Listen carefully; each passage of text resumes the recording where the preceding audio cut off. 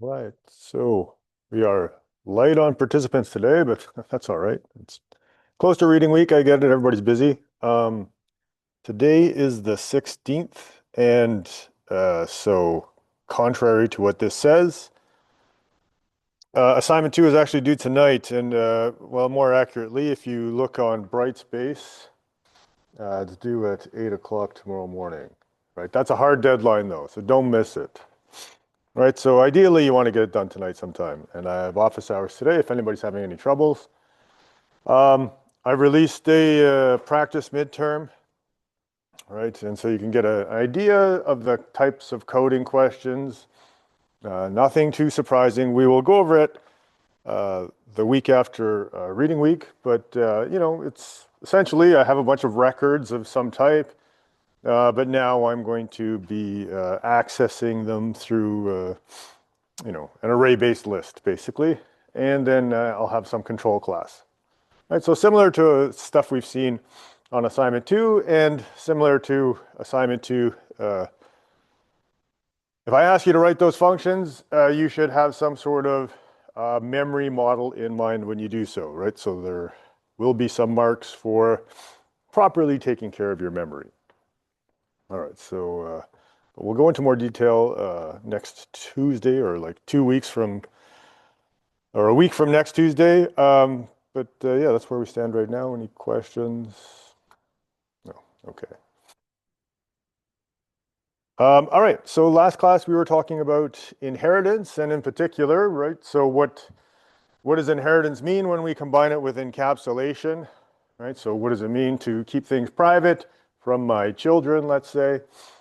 And we saw that, well, if you like take the curtain, pull the curtain back, how it's being implemented is through composition, right? So, if you look at the actual classes in memory, and there's tools that you can use to do that, and then you'll see that if I have a chicken that inherits from animal, then it sort of contains animal. And then there's a bunch of syntactic sugar to sort of hide the fact that this is actually just contained in my chicken object. But then, the compiler does some other tricks too, like if I call a function on an animal, well, I can pass it a chicken, right? And so it'll handle some of those details. But in general, how I solve the problem for encapsulation is the same way I do it for composition, right? So composition, I'm not allowed to access any of the animal private parts. I have to stick to the public interface. And when I inherit from animal, I have the same problem. So if I want to, say, print my animal, and the print involves accessing private members, well then, I really want to rely on the animal print inside my chicken print, right? So the animal part knows how to print itself, and then the chicken part should sort of handle the chicken stuff. And that extends also to, we talked a little bit about, the order that they are created and destroyed, which again, sort of follows the same lines as composition. But in terms of initializing a base class, well, I'm going to use the base class initializer syntax, right? And basically, I was going to say you have to do that, but you don't have to if you have the constructor is going to get called regardless, right? So if you have a default constructor, you don't need this syntax, but of course you still have to initialize these member variables. And really what we want to do is rely on the animal parts to initialize the animal member variables. So we really do want to call the constructor whenever possible. So yeah, that's how we would initialize that. And then we talked about functions and how we can inherit functions from our base class. There is some weirdness there for C++ because if I override that function, well, I'm allowed to overload a function in C++. So I can write multiple run functions in this case, as long as they have different arguments. But that does not kind of extend to my children. So if a child, if my hyena did not have a run, then I could call on this animal run function. But as soon as I introduce that, even though it has a different function signature, I'm no longer allowed to directly access this one. I have to call it using the scope resolution operator. Right, so just a little bit of C++ weirdness there. And that's basically where we left off. Questions? No, of course. Barely anyone's here to ask questions, so we'll just we'll keep going. Just weigh in if you have any questions. So in C++, so in languages like Java, when you use inheritance, it's basically one type of inheritance. But in C++, we have multiple types. There's really only one that is sort of the inheritance that we think about, and that is public inheritance. So if we talk about inheritance, we're generally talking about public inheritance. We also in C++ have private or protected inheritance. And that is not typical. It is sort of, well, we're, again, referring back to the fact that, when I pull back the curtain on my inheritance, it's really composition. Well, this sort of takes that to the next level. It's like, well, I can then make the thing I inherit from private or protected within my class, okay? So that has certain repercussions. In particular, I lose the is-a relationship, right? So we'll talk about that. That's not just a metaphorical is-a. There's an actual is-a there where I can, replace. If I have a function that calls takes an animal argument, I can replace that with a chicken because a chicken is an animal. But if I inherit privately from animal, I lose that is-a relationship. So we'll talk about what that means. But first, let's talk about access. So this is inheritance with, public inheritance. And this is sort of the members in my base class and what they wind up as in my derived class. So when I talk about private or protected inheritance, we're mostly going to talk about private. What happens here is slightly different. So whereas before, private became invisible, well, that hasn't changed.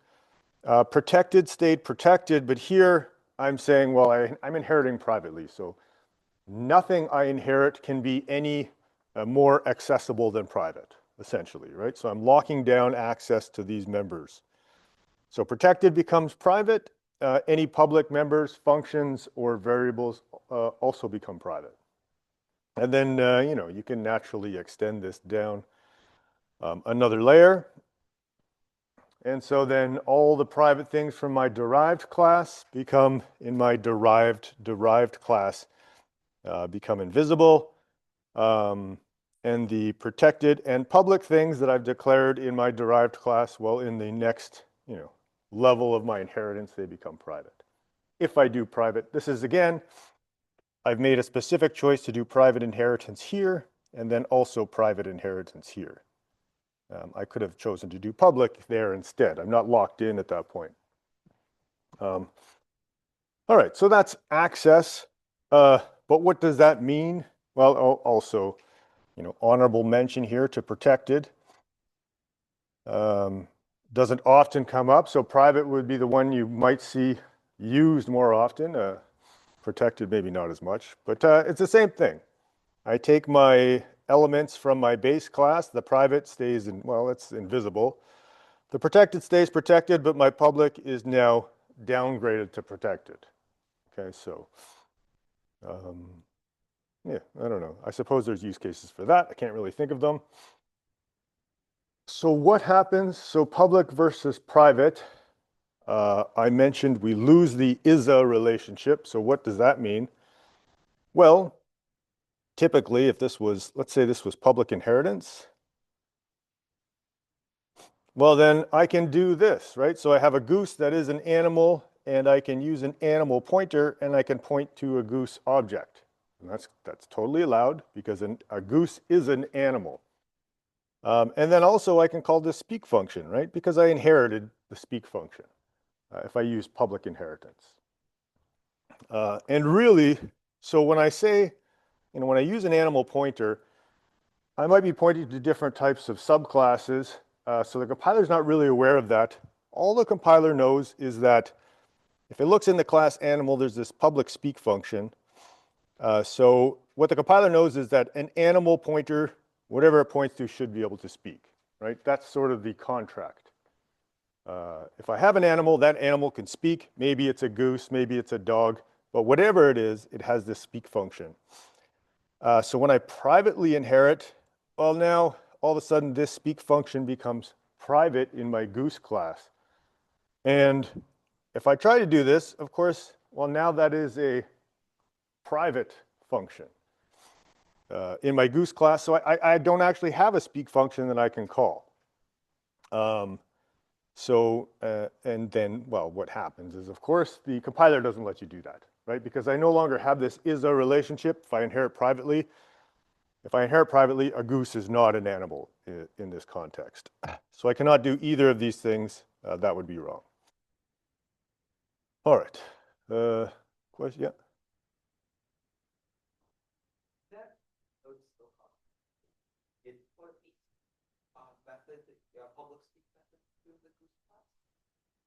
Yes, I think now I'd have to test it, but I believe right there you'll get the error. Yeah, it won't even let you get that far.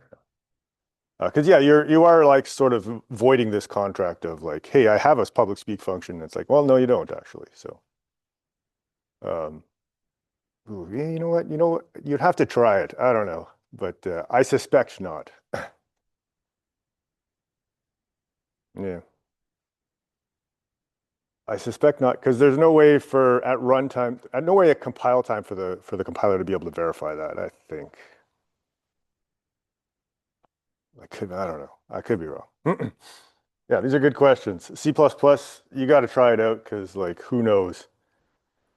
You can read the spec, but the spec is like 2,000 pages. So, how is it declared both a goose and an animal object? Yeah, that is basically what inheritance gives us, right? If I use classical public inheritance, then a goose is an animal, right? So if I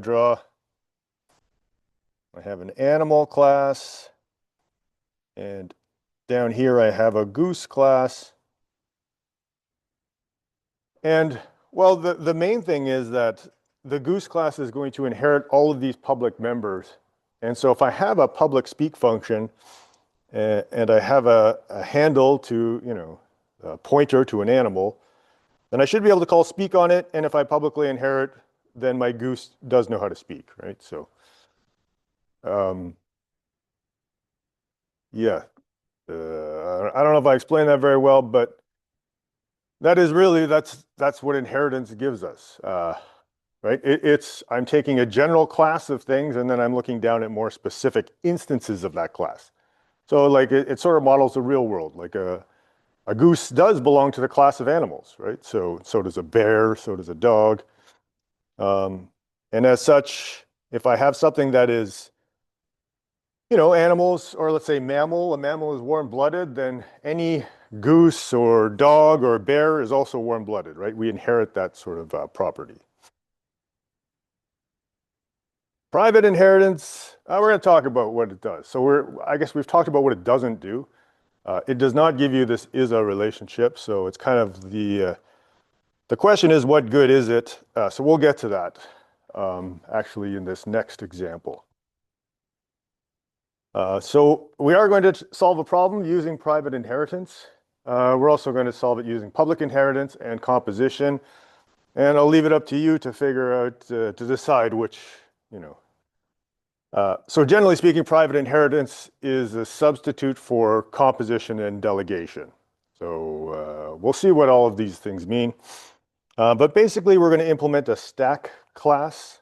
A stack is a data structure, of course. We've talked about the function call stack multiple times. So this is a last in, first out data structure, which means if I can think of it as like a sort of a pile of things, then, I put thing number 1 on the bottom and then thing number 2 on top of that and then thing number 3.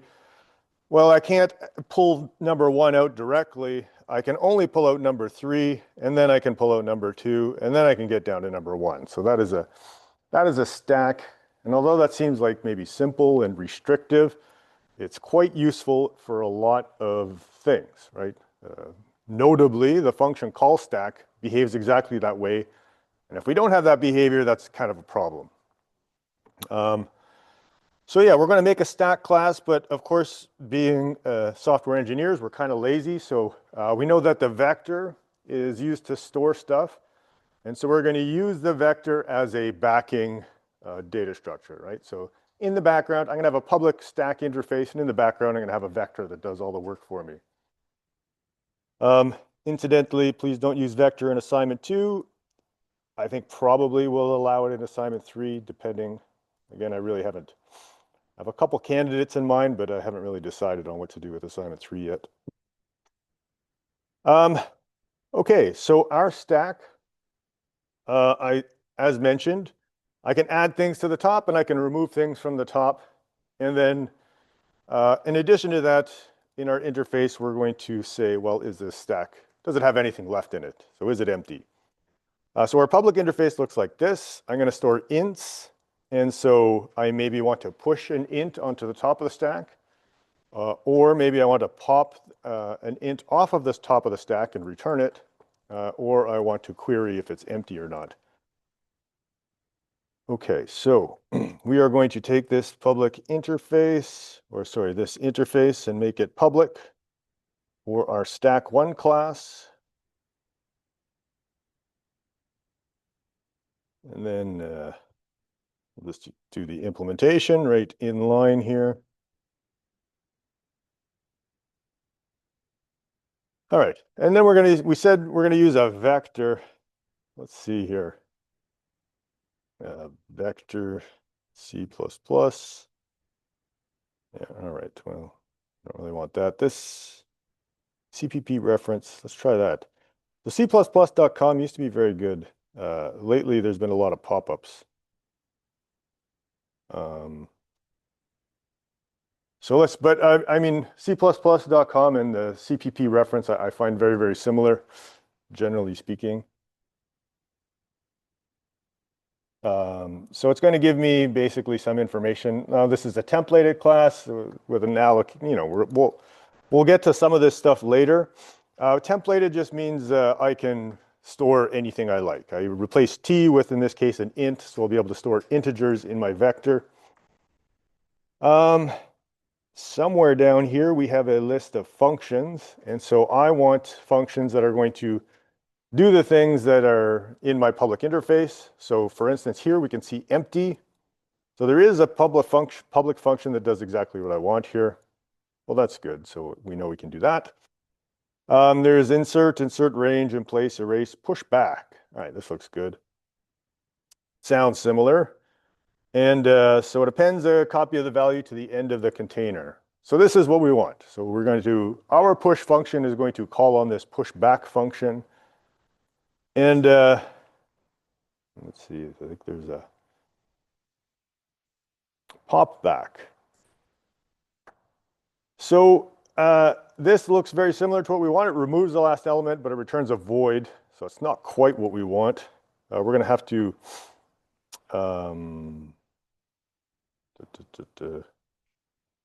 we will combine that with this back function, which returns the thing at the back. And then, so yeah, these are the, so when I'm using something from the standard library in C++ or whatever, this is a pretty good website for finding out what functions are available to me. The other one is also good, if you don't mind a couple pop-ups here and there. All right, questions? Okay. So the first solution is we are going to publicly inherit from vector. Now, vector is a templated class, so we do have to give it a type. But then I should be able to, what is the problem? All right. These problems are soon to be fixed. There we go. Okay. All right, so push, I'm going to delegate to pushback, right? Or forward the call to pushback or whatever, X. Okay, so if I call push X, then I say, well, Mr. Vector, this is what I want done. The pop, I want to get the last thing. So I'm going to call the back function. term, temp, pop back, right? Which then removes that last thing, and then I'm going to return the temp object.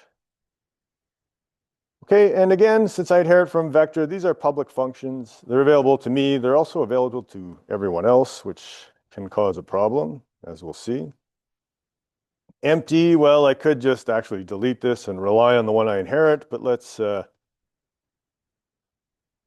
just for the sake of the example, I want to call on the vector empty class.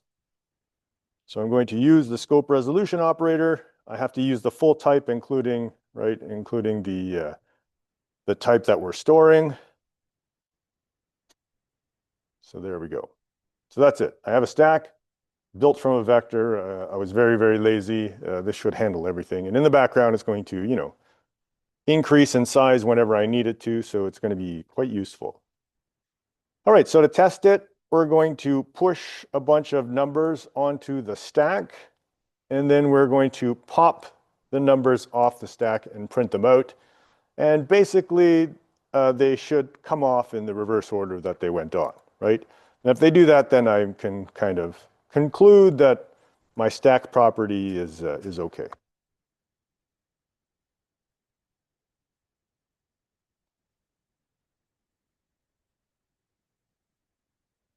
Why didn't we use the scope resolution operator for pushback?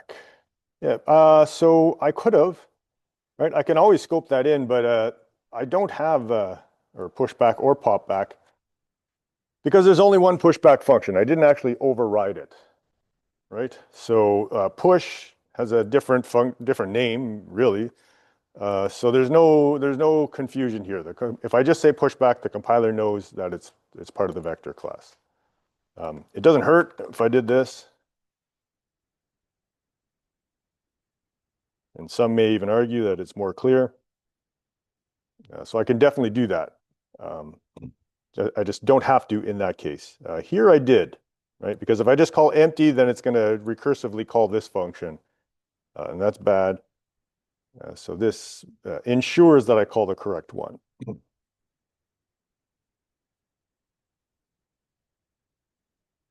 Okay, so I pushed on 0 through 18 onto my stack, and then I popped them off. 18 down to 0. So it looks like a good stack, right? The thing that went on last came off first, and that proceeded all the way down. So good. I've solved my problem, sort of, right? Well, let's think about this, though. I use public inheritance, and if I look over here, like there is a lot of functions here.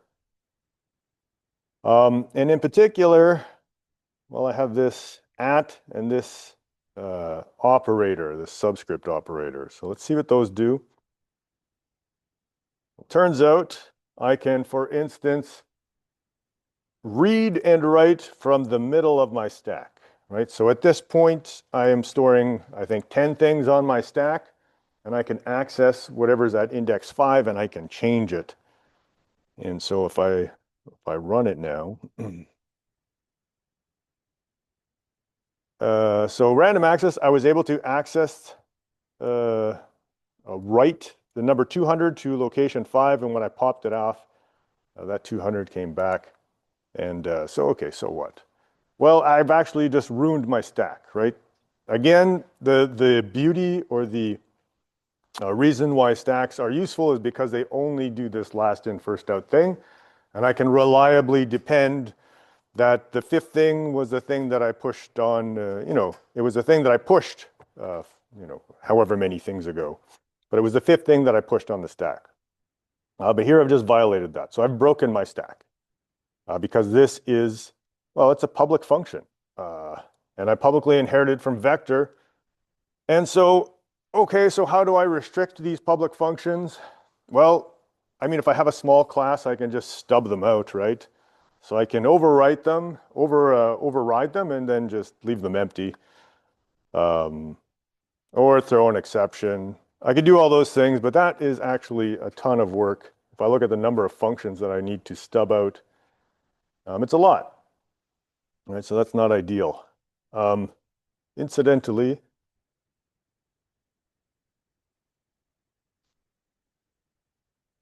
This, well, let's see what this does.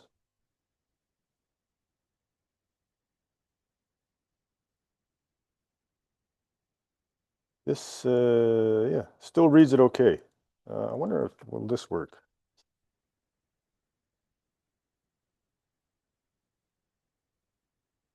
Oops. Yeah.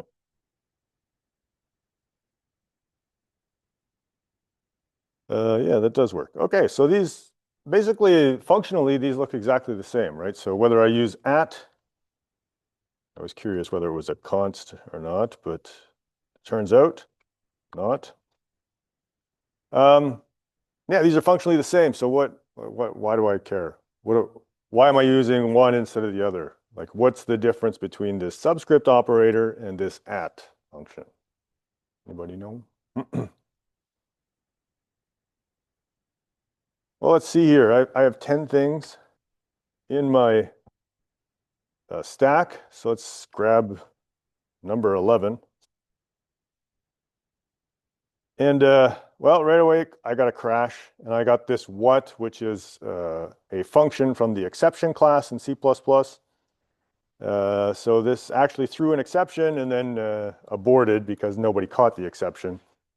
So it crashed, which is, I mean, I tried to access something outside of my range, so that's what it should do.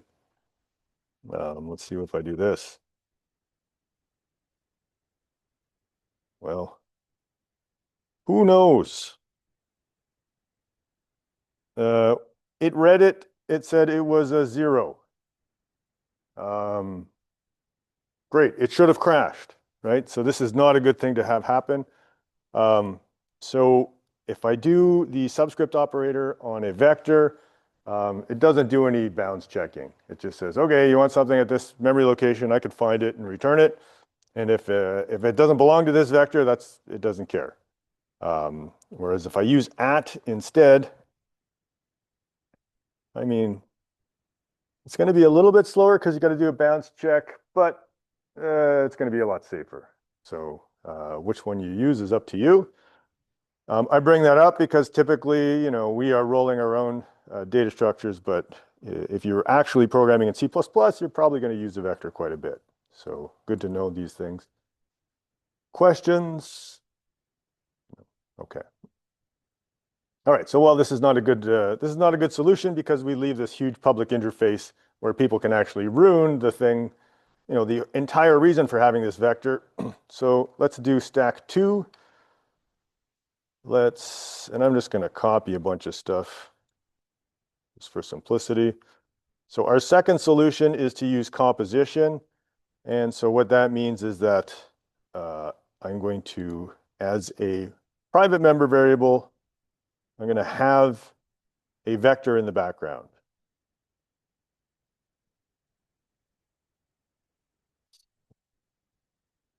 And then most of these functions stay the same, except now I have to qualify this. I have to say, well, actually I need the vec.pushback. And I need vec.back.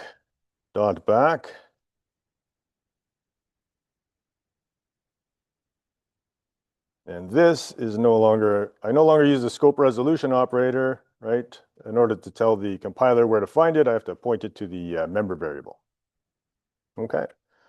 Otherwise, the code mostly stays the same, just those small changes. So let's see how that works. We'll just switch this up to stack 2. Well, you'll notice right away I'm having problems. So now the only publicly available functions are the ones that I gave it, right? So push, pop, and empty. There's no longer from outside of my class a subscript or an at function, right? So I don't really have to worry about these anymore. It solved that problem. Let's make sure that it still behaves as a stack. And there we go. We pushed all the 10 numbers on, and when we popped them, they came off in reverse order. So yeah, that works, and it works great. And there's many places that would recommend this as the way to solve this problem. Yeah, nothing wrong with it. I guess there's some philosophical, I mean, you know, if you go to like Stack Overflow or something, you can read these huge debates about what might be a better policy. But yeah, so that does work. And it's probably going to do the thing you want. It's probably going to be pretty close to optimal, but there is a third way to do this. We are going to privately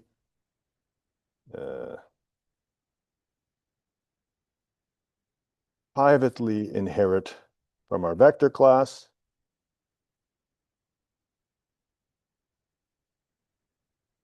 Oh yeah, well, that doesn't work. I didn't want to do that. I wanted to, well, pushback is private, but I get to call it, right? Because it is part of my class now. Back, same thing.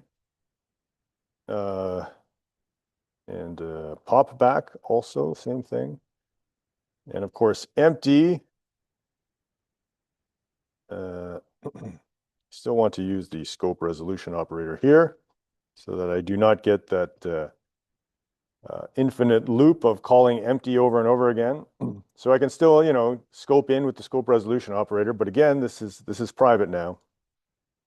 So yeah, now our stack 3.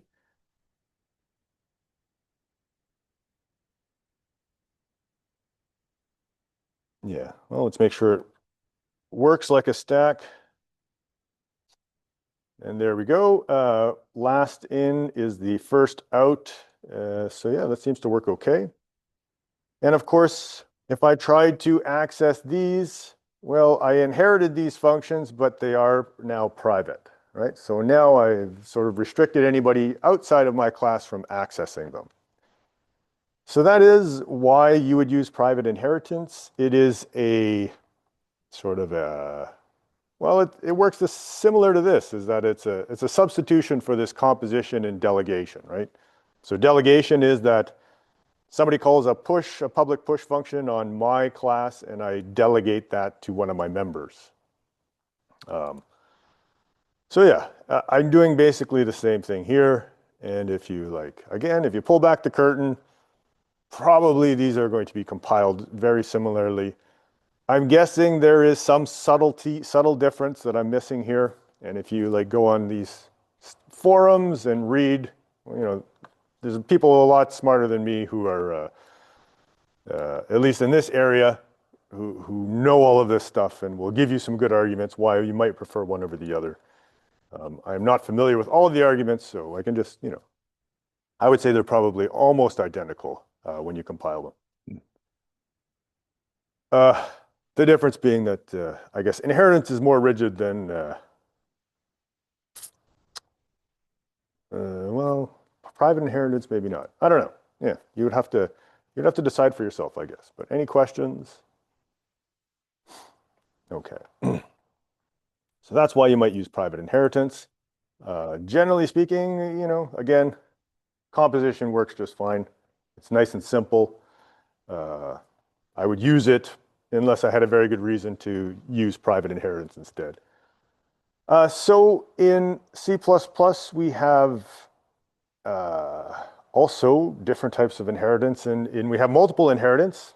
Java, we have only single inheritance, so that means any derived class can only have a single base class, right? And if I want to have sort of wear more than one hat, so to speak, then I use interfaces. But in C++, we can, they just do the full on. Yeah, you can inherit from multiple classes. That's not a problem. And you can simulate interfaces if you like. But yeah, so it's a lot less restrictive, but now it comes with its own set of problems. Typically, the specific problem with multiple inheritance in C++ is the diamond hierarchy, but we'll talk about how to fix that. So the types of multiple inheritance, we have distinct base class multiple inheritance, right? So that's what we see here. In this case, let's say I have an RV class and I want it to have some house attributes and some vehicle attributes. So I'm going to inherit from both of those things. And then I have like a kitchen and a bed and also like wheels and a steering, whatever. And that's no problem because house and vehicle are completely unrelated, right? So they have their own hierarchies, maybe, whatever, doesn't matter. But I'm not duplicating anything in my derived class. So this is a distinct base class, kind of easy. Maybe I have functions with the same name. I can always resolve those with the scope resolution operator if I like. There is another version, and so if I'm a grad student, let's say, then I'm a student of Carleton. I'm also an employee of Carleton. And so maybe as a base class, right, I have a person class because, you know, it comes with a name and maybe an address or whatever. This would not be an unusual pattern to see. But I do have a problem here, right? So this is called multiple inclusion base class. Well, this person class and this person class are the same class. But I've included it multiple times in my inheritance hierarchy. And so what are the consequences of that? Well, if I do it just naively, exactly what you see here. And the consequence in this case would be I have two different names. So I have one name that is on my student side, and I have one name that is on my employee side. And if I have, you know, I might have the same functions as well. That's, I mean, I guess a little bit less of a problem, but it's still, you still have to resolve it with the scope resolution operator. But so in this case, I have two names. Maybe that's, you know, there's some cases where this is what I want. But here, that is probably not what I want, right? So if I'm a student and an employee, I still only have one name, generally speaking. And so what I really want is something that looks like this. So this is called a virtual base class, right? And all that means is that, yes, I inherit from two different classes, student and employee. And then somewhere up in that hierarchy, they both inherit from the same class called person. And so what I want to say is I want to give a clue to the compiler like, hey, if you ever see this, this person class, there should only be one instance of it. Okay, so that means I only get one name in this case. And so we'll see, A, how to turn that on, and then B, sort of, well, I guess there's not really too many consequences other than complexity. So this is known as the diamond problem, right? And this is the big drawback of multiple inheritance. It looks like a diamond, and in this case, it is sort of simple to resolve. But of course, if I have a big inheritance hierarchy, I can have multiple of these problems presenting in multiple ways, so it can get complicated. All right, so let's take a run at this example. Well, let's actually draw out what this example is going to be.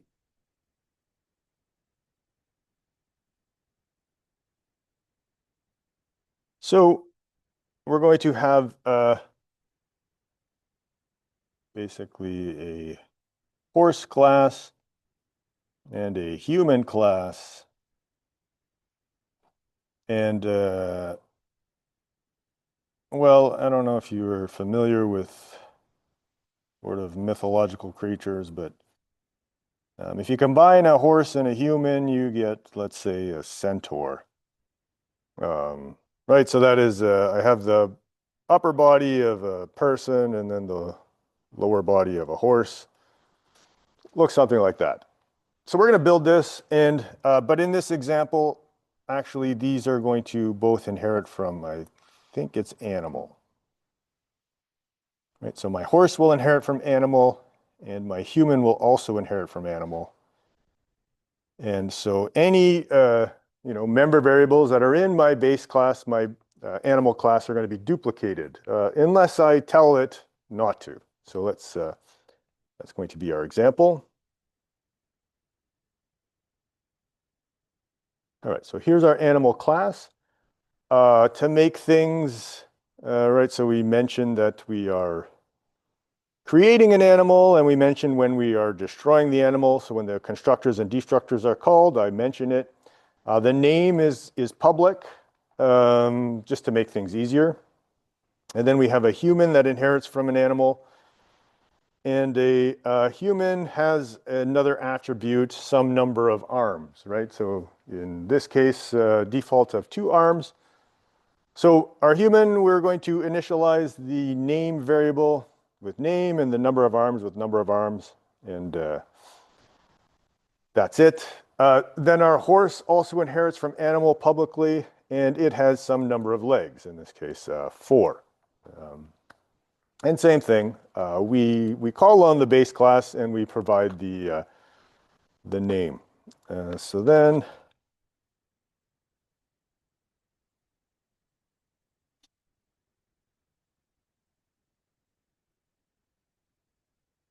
we make Phil the human.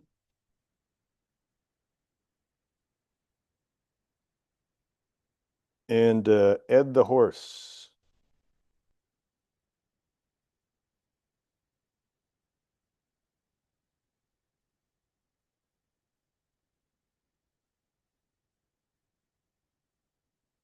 Just to make sure everything's working, but also to see, yeah, well, we'll see a bunch of stuff.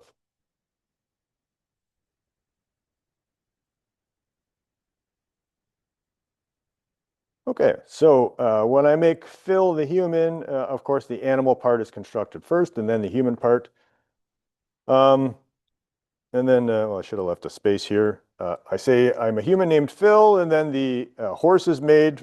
The animal part is constructed first, then the horse part, and then it's a horse named Ed. And then the destructors, well, you know, I don't necessarily care about those right now, but all right, so let's do the centaur. So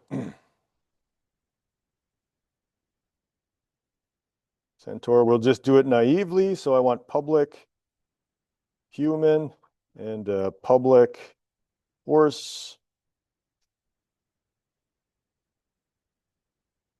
And then I want, well, I want a constructor.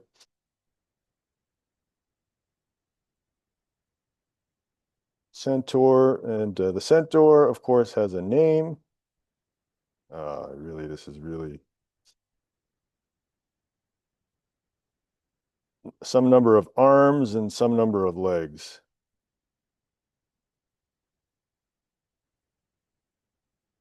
Okay. And then, well, of course, this is no default constructor exists for human, which is true. So I want to initialize it by calling the human constructor. I'm going to initialize it with a name and a number of arms or something. What did I?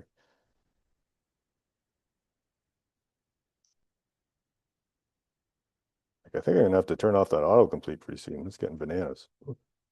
And then I also have to initialize the horse part. So name, number of legs. And there we go. And then we can say a centaur with the name constructed. Okay. Yeah, so that's it. I have a centaur that is half human, half horse. The primitive types like int and float need to be. No, generally speaking, if these are just input parameters, then I just pass them by value, right? That applies to all primitives except for strings, which strings are not, we consider them primitives sometimes depending on the situation, but they are sort of, they appear everywhere. So we kind of think of, you always have a string, however, whatever the representation is, but passing them is, of course, if I make a copy, then I have to copy all of the, it can be very long and that could take a long time. So I generally want to pass a string by reference if possible. These, of course, the pointers are at least as big, if not bigger, than the primitives themselves. So I don't worry about making copies of those.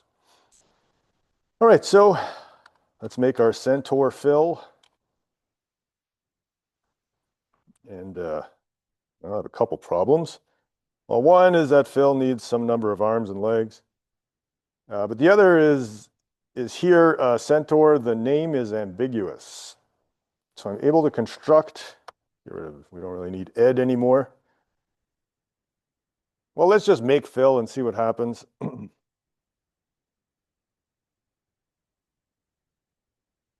right, well, so there's no spacing here, so you got to kind of, be careful. But what happens is first, my human side is constructed and the animal constructor is called first. Then the horse side is constructed, and again, the animal constructor gets called first. So the animal constructor gets called twice. And then when I destroy it, the animal destructor gets called twice as well. Right? So I had 5 calls to a constructor, which, I have 5 different distinct parts. 2 of them are animal parts, but so this tracks. And then I have 2 calls to the animal destructor.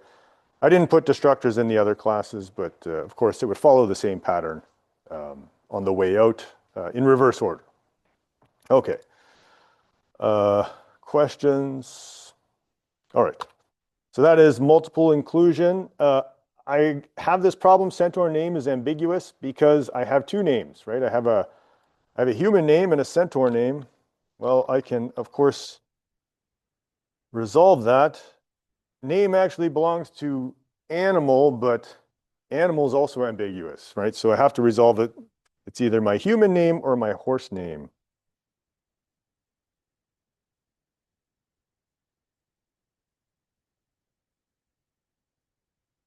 So my human name or my horse name, and then I can put horse here.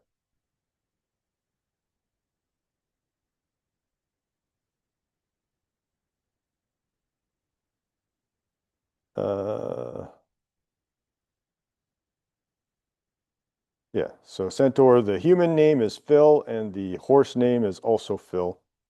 And then, of course, I can do stuff like, well, Phil, maybe my horse name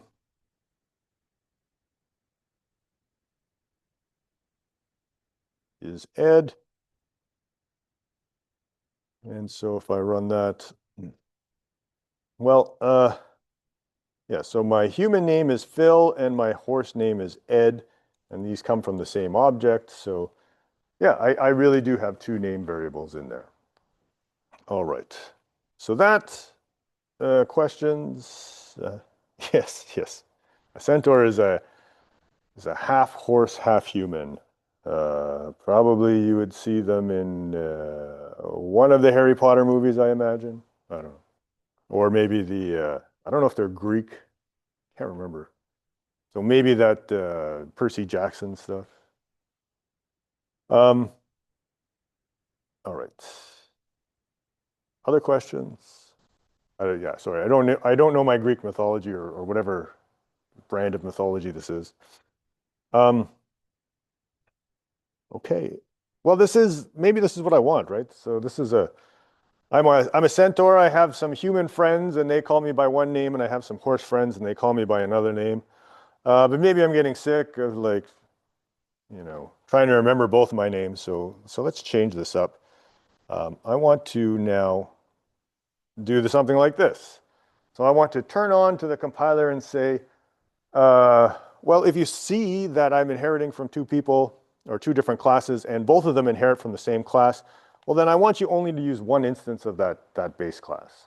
Okay, so in this case, I'm going to have 1 animal part for all of my, horse, human, and if I'm half duck or 1/3 duck, then also I would turn it on for that as well. And so how I'm going to turn that on is the virtual keyword. So this is going to be called virtual inheritance, and this virtual keyword comes up a lot in C++, different places. So this will be one place to see it. So when I inherit from my animal base class, I'm going to say, well, I want to inherit virtually, which means that basically, if anybody inherits from me and another class, and we both turn on this virtual inheritance, then I need you to combine those classes. Okay, so this is, both the human part and the horse part have to agree on it. I'm not going to get into all the gory details of what happens if only one turns on. You can explore that for yourself, or I can, at the end of class, I can answer that or something, but we're going to do sort of the simple thing. We're going to say, well, both of them turned it on. So now everything's going to run smooth. Well, almost smooth. I do have an error here. Where did it go? Here. No default constructor exists for the class animal. So what happened when I did virtual inheritance? Well, traditionally, I initialize my human part, and the human part goes and initializes the animal part and itself, of course. And then I do the horse, and the horse initializes the animal part and itself. Well, now I got two calls to this animal constructor here. But if I use virtual inheritance, there's only one, so the compiler is not sure which of these is correct, right? I could technically pass in two different values here, and then the compiler will not know which of them should be the correct name. It doesn't want to call this twice, it only needs to call it once.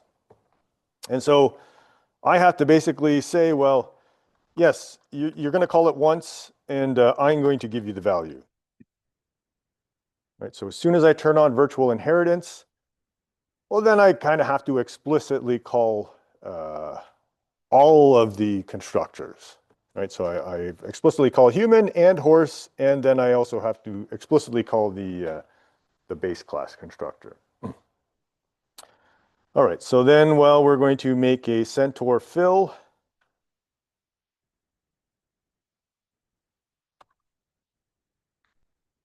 And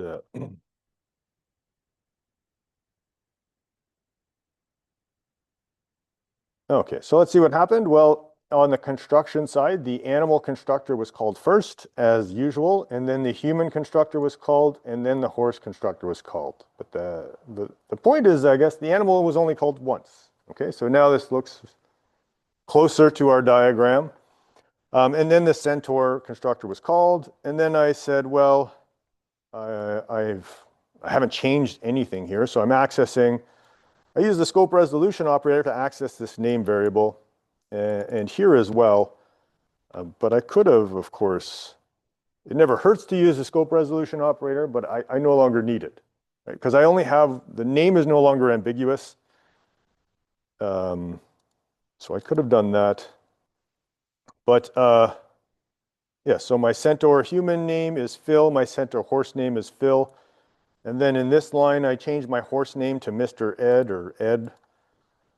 And then, well, it turns out my human name also gets changed to Ed, right? So both the horse and the human name, because there's only one variable now, are both changed. Again, I can still use the scope resolution operator, but it's no longer necessary because I only have one name variable. Right, so yeah, here they're both Phil, here they're both Ed. When I'm destroyed, only one call to the animal destructor as well. So yeah, that is questions on that. So yeah, that's multiple inheritance. Again, there's a lot of stuff, right? I might have one, maybe only my human part is inheriting virtually. Of course, now I still have some ambiguity because my horse is saying, well, no, this animal is always going to be distinct. I never want to combine it with anybody else. Well, the human is saying, well, yes, I do want to combine it. So in this case, of course, well, the human doesn't have anybody that it can combine this with, right? Because there's no other class in this hierarchy that virtually inherited from animal. So in this case, I'm going to have two base classes. You can see there is some problems here. Now I have to, again, introduce the scope resolution operator. And over here, do I have another problem? No, that's it. That's fine. But yeah, so you can imagine if I had a big class hierarchy, this might be a big problem. For these tiny examples, it's not so bad.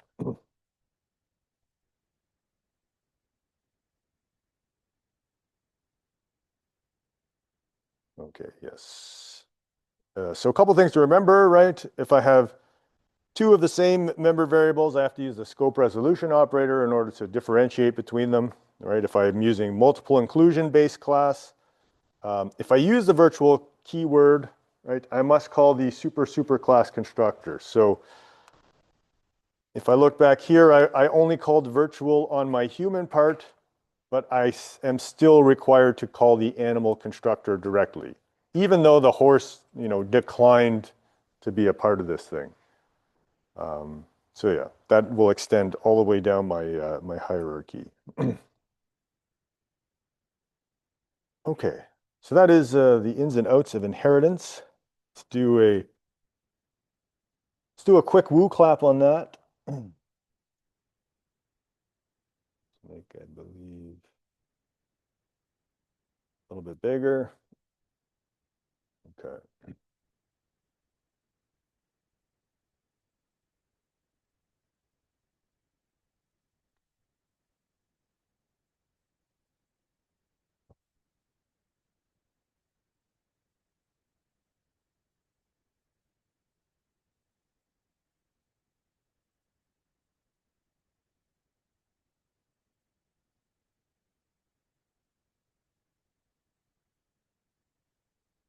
I wonder if people are signing in. I mean, it might be possible to, because I tend to leave them going, right? I leave them running.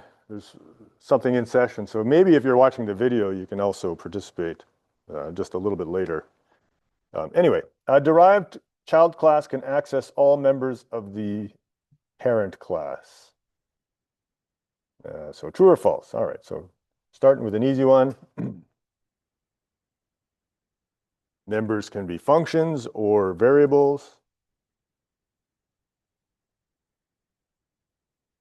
Ooh, evenly. Well, this is really one of the things we've been stressing is access.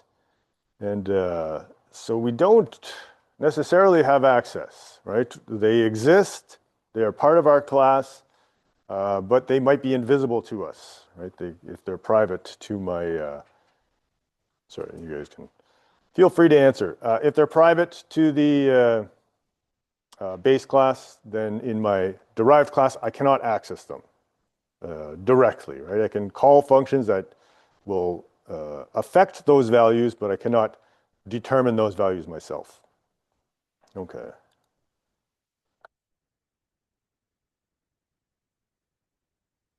Oops, what did I do?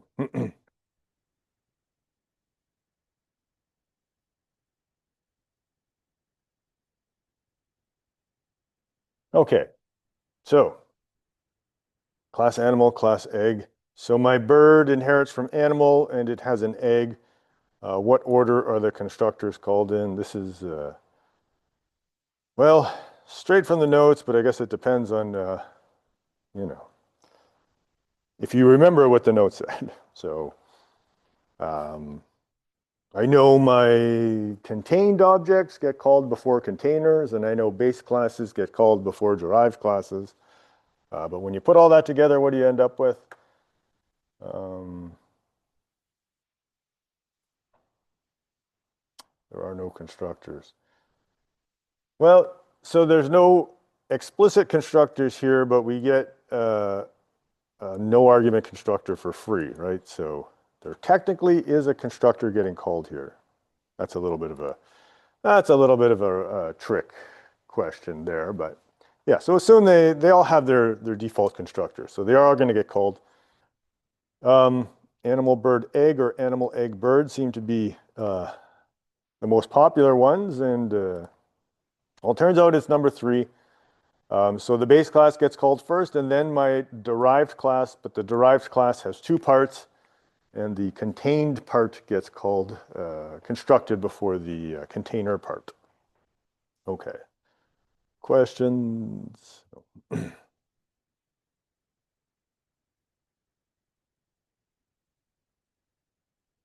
Would this run? Ooh, yeah. Actually, I mean, so I don't really emphasize correctness, and based on the discussion we had earlier, I'm not sure. So I mean, we can talk about this, right? This is what we know for sure. It's not supposed to run. Let's say there may be. Again, I would have to look at all of the details, but certainly we know for sure that a bird is not an animal. So technically, that should give us some sort of compile time error. I'd have to run to be sure. But yeah, there is no is a relationship between these two. So having an animal handle point to a bird class does not make any sense because of the private inheritance.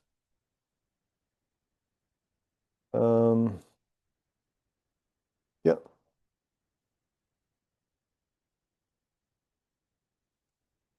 Okay.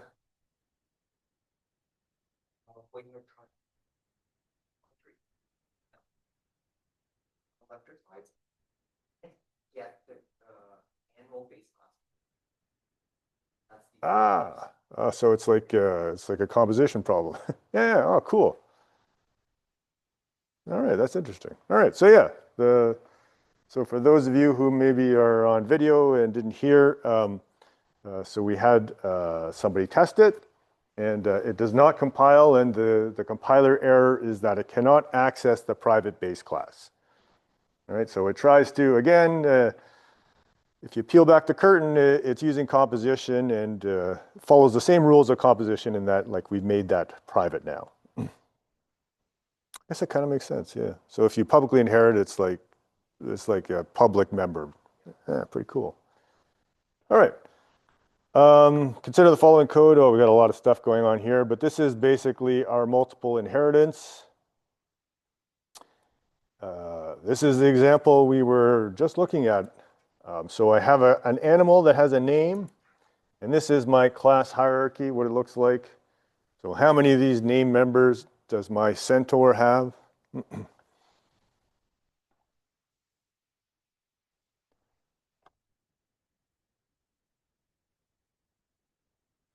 Like one is running away with it, which is good. The key here is these virtual keywords, and in this case, I do need them both, but I do have them both, right? So both human and horse virtually inherit from animal, and then my centaur inherits from both human and horse, which means that my animal base class is combined into one base class for my centaur. So it would only have one name. So yeah, there we go. All right, questions? All right, so that's it for that one. Good, we'll start polymorphism. Man, I am, this would be a good break, I think. That COVID like really knocked me for a loop, man. Made me tired, but I feel better now, but use a few days off. Anyway, so that is it for inheritance, which brings us to another sort of popular property, or if you will, of object-oriented programming, which is polymorphism. Okay, so we'll talk about what it is. So there's, of course, the official object-oriented explanation, and then there's the behind the scenes, if we pull back the curtain, what is actually going on. So we'll talk about it, we'll give an overview, and then we'll talk about, well, pointers and class hierarchy. We just talked about if I pointed an animal pointer at a goose, when does that succeed and when does that fail? And then we'll talk about dynamic binding, which is, well, we'll talk about all this stuff. And then after we talk about polymorphism, we'll get into some design patterns, right? So polymorphism is one of the things, it gives us what's called loose coupling. And loose coupling allows us to introduce these patterns that help us solve programming problems. And then we'll look specifically at the strategy design pattern, which is kind of a fun one. All right, so what is polymorphism? I generally find a lot of Ado is made of polymorphism. It's not as impressive as you think, or at least my opinion. It is pretty cool, it works really well, but it's not like the ultimate solution to every problem. And in fact, it can introduce other problems, which we'll talk about a little bit. But polymorphism, poly means many, morph means shape, right? So basically I have different behavior, but hopefully like the same category of behavior from different objects that use the same function call, right? So generally speaking, this evolves in C++ from inheritance. So everybody inherits from a base class, and then I kind of, well, I call a function on the base class, and it looks at what the underlying class actually is, and then calls the correct function based on that. So an example, and I revert back to video games quite a bit because object-oriented programming and video games kind of work, well, depending on who you talk to, they work well together, but or at least traditionally they have. But if I have a bunch of game objects in a big vector or whatever, each of them has an update function, and game object is the base class, and then I inherit, there's the hero object, and then there's the, the weapon object, and then there's the bad guy object or whatever. And each of them has an update function, and that update function might do different things depending on what the actual underlying type is, right? So what is actually happening when I do something like that? Well, it's not magic, right? There's really a table lookup. That's all that's happening. So I have my animal class. I know I'm calling some sort of speak. I don't know which speak function. Well, I just jump to the table for that particular type, and it tells me where the speak function is. So that's all I'm doing, right? It's a layer of indirection. Yeah, so again, this is not, what I mean by this, maybe this is not worded quite well, but I just mean that there's no, all polymorphism is at your CPU level is indirection, is that go to a table, look up the function, jump to that function, and that's it. So it's one layer of indirection, essentially. It doesn't actually exist at the CPU level other than as that. But what it allows us to do is sort of write general algorithms, right? And we'll see some of them that I really just say, well, my video game is, how do I write a video game? Well, make all my game objects. And then I run a loop where I update the game objects, and then I draw everything to the screen. And that's it. That's a game loop. Generally speaking, for games, game loops are pretty simple if you're using like this type of pattern. And then the complexity goes into my classes, right? So into the updates of my classes. Polymorphism also, again, it creates this loose coupling, this layer of indirection that allows us to introduce or implement design patterns. Depending on what language you're using, you have slightly different implementations, but in C++, it always uses inheritance, right? I have a base class. That's a more generalized handle, we call it. It's a pointer to something more specific, like an animal pointing to a goose. And then my base class calls on the derived class function, again, through a table lookup. And then we can use multiple inherits in C++. So my object can be a member of a lot of different classes. Right. So yeah, and the general, of course, canonical example is I have an animal. My animal can speak, but what does that mean? For an animal to speak, well, if it's a cat, it says meow, and if it's a dog, it says woof, right? So each of them gets their own specialized speak function. And in my animal class, I just define like, hey, it's an animal, it should make some sort of noise. All right, so polymorphism is an example of late binding or dynamic binding. What that means is that at compile time, I cannot tell what function is going to get called. I have to wait until runtime to figure it out, right? So I have some loop, and this loops over a function. I call that function repeatedly, but each time I call it, I have to look and see exactly, well, it's which version of the function I'm going to call. That's all it is. But it's nice because now I can write general algorithms, and then I can add new classes. And then the behavior of the program is dynamic, decided at runtime, so I can easily add new functionality to, let's say, my video game or whatever, without changing the core algorithm, right? So the changes are all relegated to the derived classes. All right. Polymorphism does involve this abstraction, right? So yeah, client class, the class that is making the polymorphic calls, shouldn't know what the underlying classes are, right? We want to avoid that. We want to maintain encapsulation, and hide implementation details. So if I do casting, that's not technically polymorphism. Casting is kind of brittle, as we'll see. All right, so yeah, terminology, a handle is an identifier used to access an object, right? So I have a handle, that means I can call on my object. Either it's a variable, or it can be a reference, or it can be a pointer, any of those.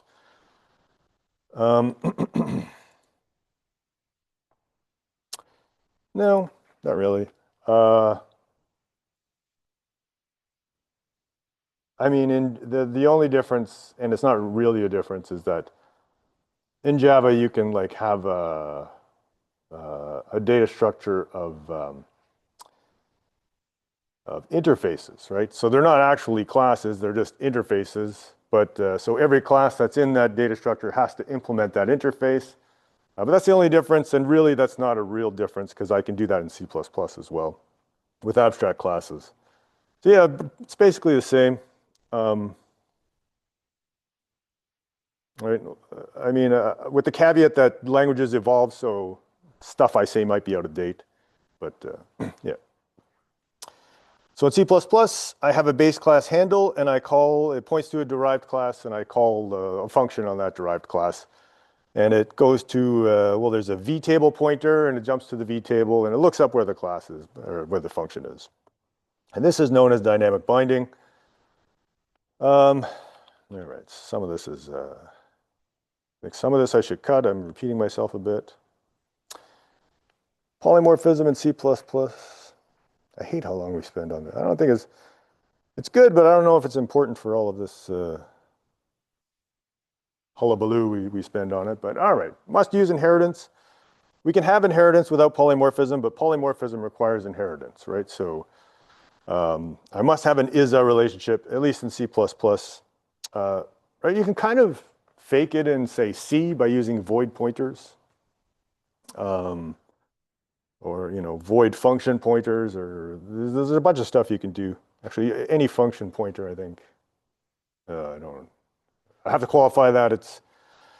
I would have to brush up on my C, but all right, let's get to an example.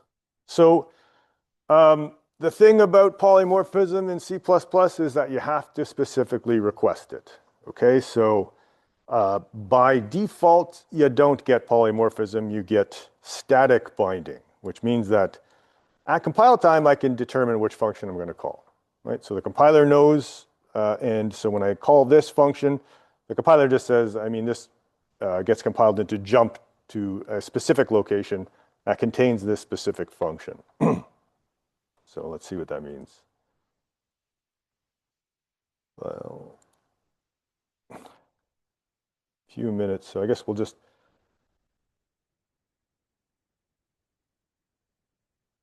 should be able to get through this first example. Kind of simple. Go away. All right, so I have an animal base class, and my animal can speak, and well, this doesn't really say anything specific other than my animal is going to make some noise.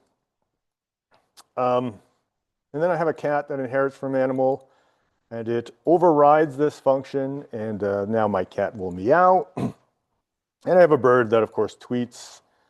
And I have a chicken that inherits from bird, and that chicken will cluck.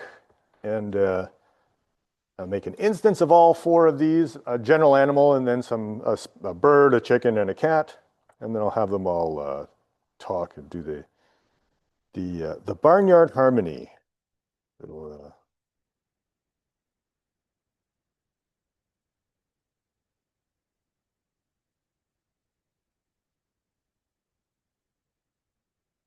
Everything's in the...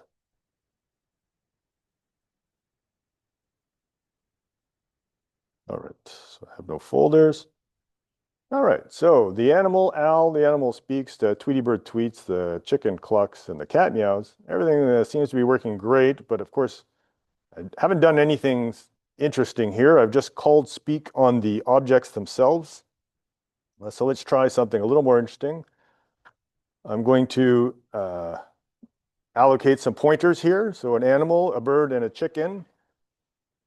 And then I'm going to say, well, take this animal pointer and point it to the little red hen. So the little red hen is a chicken, which is a bird, which is an animal.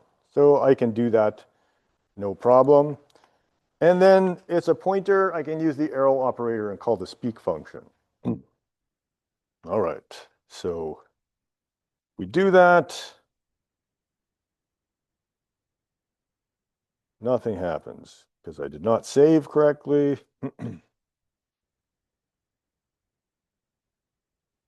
All right, so my little red hen up here clucks, but then when I call speak on the little red hen through the animal pointer, it calls the animal speak function.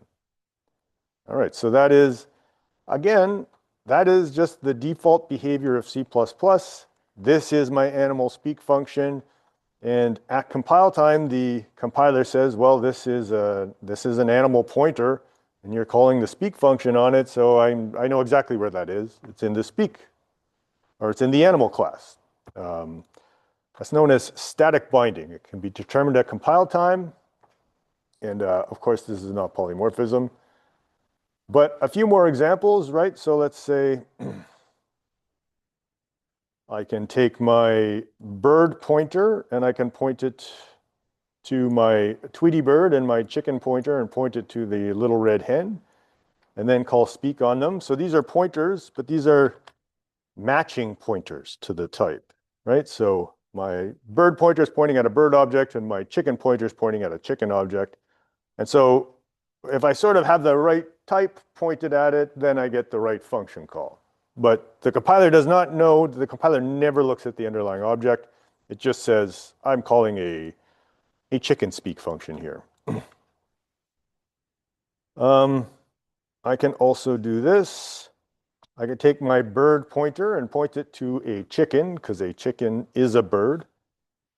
And then again, I did not save correctly, or what? I didn't call speak.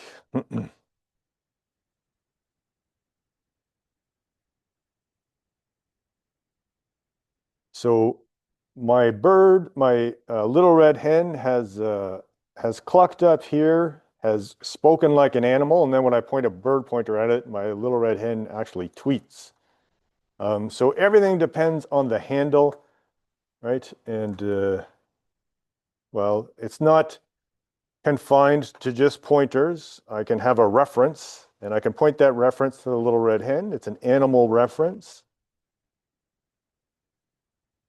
And in that case, my little red hen still speaks like an animal. Okay, so static binding, I have not said to the compiler yet, I want to turn on this dynamic binding where you actually look behind the scenes at the type of animal. I have static binding enabled by default, and so that's all that's happening here is that at compile time, the compiler looks at the handle type, and that's the function it calls. All right. Questions? Okay, so next class we will turn this on. It's very simple to do, but we'll talk about the consequences of turning on dynamic binding. And right, again, we're going to use the virtual keyword. It's going to come up a few times here. But yeah, so we'll stop there for today. So yeah, get your assignments in by, I believe the hard deadline is 8 a.m. tomorrow morning. Okay, I'm not going to extend it. Okay, so spoiler alert. So yeah, please get it done. If you don't get it done, just hand in what you have for part marks, and then have a great holiday. We'll have a midterm when we get back, and but before that, we'll have a review session. So there is a practice midterm on the on Brightspace. Static binding is not part of polymorphism. The midterm will cover.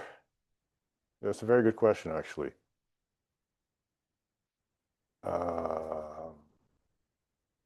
Up to encapsulation. So not linked lists. So the slides, it's number 10. So yeah. So for my assignment, one grade. I have ops hours today. Yeah, sorry. Oh. Yeah, I'm gonna dip out here. Oh. No, go ahead. No, yeah. So for my assignment,